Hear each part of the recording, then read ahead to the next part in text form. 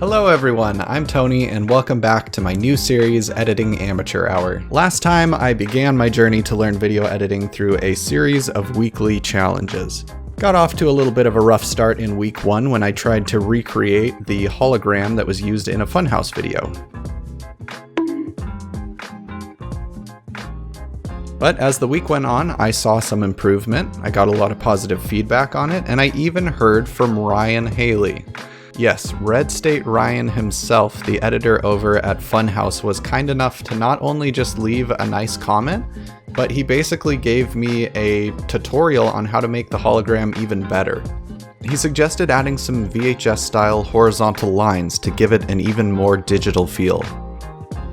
I followed his advice using the grid effect in Premiere Pro. I changed some settings around, and I'm really happy with how it turned out, so a huge shout out to Ryan.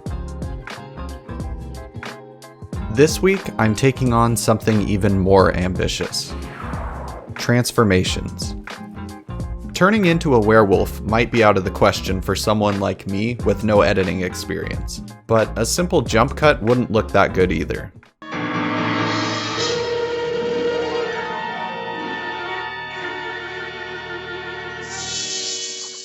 So I decided to try to recreate this video from Kevin Perry, where he turns himself into a pumpkin. And just like last week, I would be trying to do this in 1 hour with no tutorials. Before I start the timer, I have to figure out how he filmed this, because I have a feeling that the way that this is filmed is going to be just as important as the way that it's edited. Edited. The first thing I noticed is that in the video he's wearing orange and the object he's turning into is orange.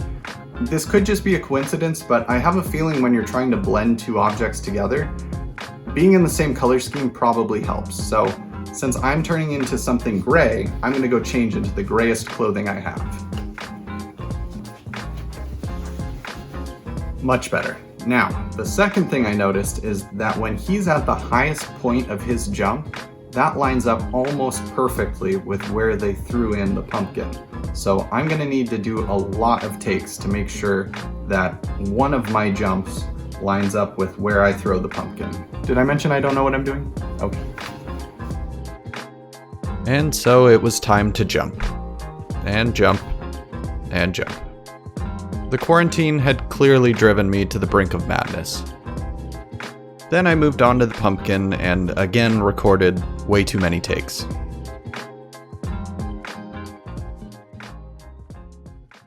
With filming out of the way, it was time to set the timer for 1 hour and get to work.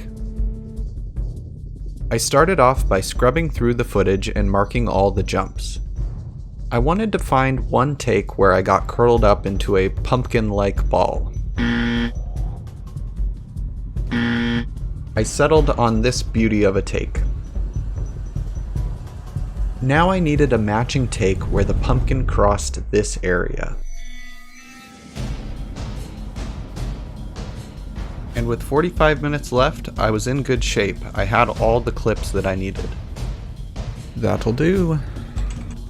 Now came the hard part, figuring out how to go from this choppy hard cut to the perfectly blended transformation of the original video.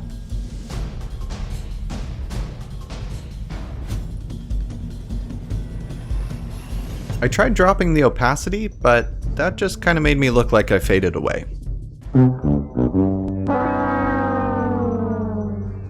Maybe I could just throw a mask around myself and resize it. If I shrunk it down at just the right moment and oh my god, wrong way. I'm looking like a raw chicken. In the end, I opted to go for the freehand mask. And I learned that if you hold down Alt while clicking one of the points of your mask, you can make curved lines. Now even the beginning of the clip has the mask. Even though I had picked up a few helpful tricks about masks from last week's challenge, they still proved to be extremely time-consuming and really difficult for me to navigate. My tiny brain cannot comprehend what to do here. Ooh, you hate to see that. Oh, why do I fly sideways? Where the hell do I go?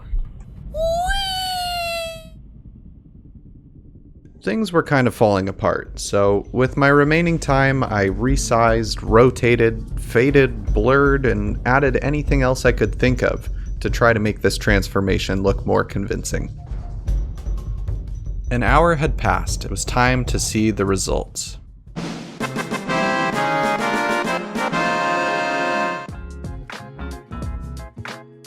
To no one's surprise, just like last week, it was incredibly mediocre. In slow motion, it kind of looks okay, but when I go to play it back in full speed, it looks like I just cut. If I'm going to be critical here, the frame where I switch between the clips, the lighting changes, so it's just really jarring. The pillows change because of how many times I kept slamming into them. I've got my fingers in the shot in the bottom there of me throwing the pumpkin in the air. Oops. And I just couldn't figure out a great way to blend the two things together, so I just again masked myself, shrunk down the scale, made it blurry, and then dropped the opacity. That's not how you're supposed to do it, but it's how an amateur is supposed to do it. I give myself one gold "You Tried" sticker.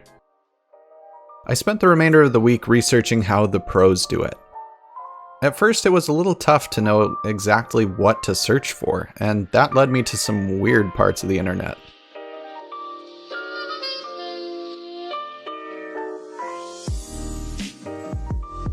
But I eventually found that Kevin Perry, the creator of the pumpkin video I was trying to copy, had put out a short tutorial on how he did it. I highly recommend checking it out if you want to see how it's supposed to be done. The link is in the description. Adobe Premiere Pro has been my go-to editing software, but I've noticed that for more complicated VFX, many creators use different programs like After Effects.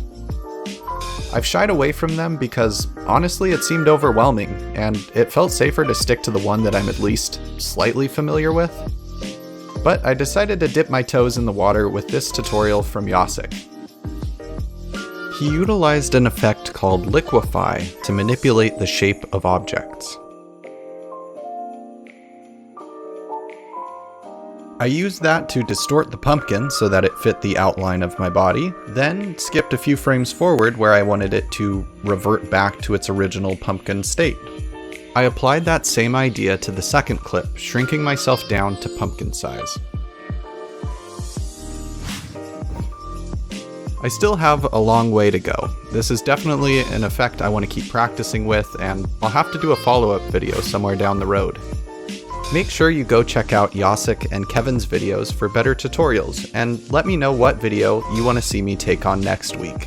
Thanks for watching, and I'll see you next time.